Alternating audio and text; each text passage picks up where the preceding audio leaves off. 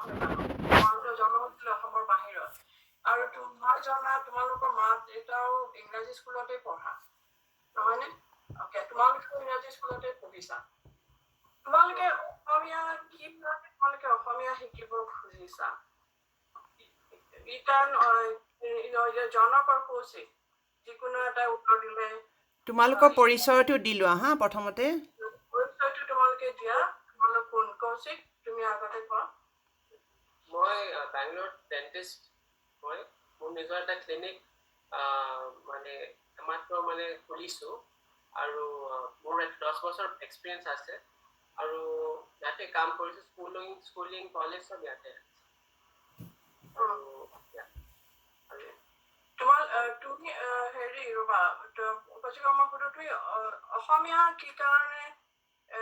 শিকিছা কি কাৰণে তোমাৰ মানে অসমীয়া শিকাৰ Why do you want to learn Assamese? তোমাৰ অসমীয়া নকলেও হয় তাকে কৈছো মই তুমি ঘৰত ইংৰাজী ক'লে চলে বাহিৰত অসমীয়া নকলেও চলে আজিকালি নহয় জানো গতিকে কি কাৰণে তোমালোকৰ অসমীয়া কিয় শিকিব খুজিছা অসমীয়া আচলতে আমাৰ নিজৰ ভাষা মানে যদি মই বেংগলোৰত আছো মই কেতিয়াবা বাহিৰত গ'লেও আজি খুব অসমীয়া মানুহ নাম লগাইছে যিকোনো ক্ষেত্ৰত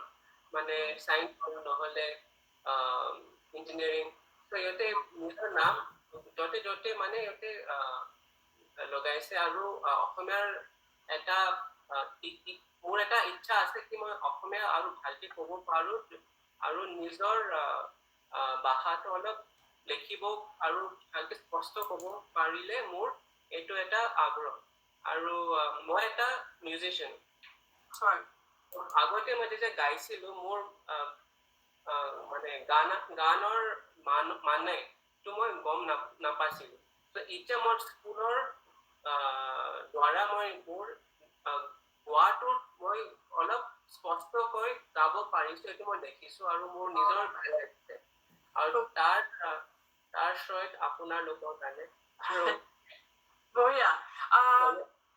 বঢ়িয়া জনক তোমাক সুধো তুমি কি তোমাৰ কথা কোৱা তুমি কি কাম কৰা So, first of all, নমস্কাৰ মোৰ নাম জনক so মই বেংগলোৰত মই এটা এনজিঅ'ত কাম কৰোঁ এনজিঅ'ৰ নামটো হ'ল সমৰ্থনম so মই তাতে মই ট্ৰেইনিং ডিভিজনত কাম কৰোঁ so মই